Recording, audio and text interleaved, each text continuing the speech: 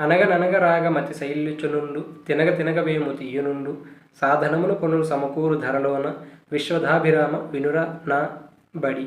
చిన్నప్పుడు నేర్చుకున్న ఈ పద్యం యొక్క ప్రధాన తాత్పర్యం ఏంటంటే సాధన. Practice. Practice makes a man perfect అని మనకి బాగా తెలుసు.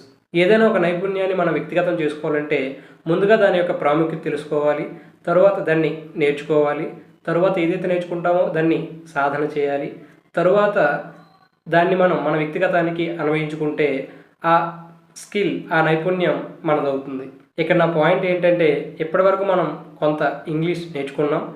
ఇప్పటి నుంచి నేను కొన్ని తెలుగు వాక్యాలు ఇస్తాను, మీరు వాటిని ఇంగ్లీష్లో ట్రాన్స్లేట్ చేసి కామెంట్ బాక్స్లో కామెంట్ చేయండి. I wish you do that. Let us do English practice together. Thank you.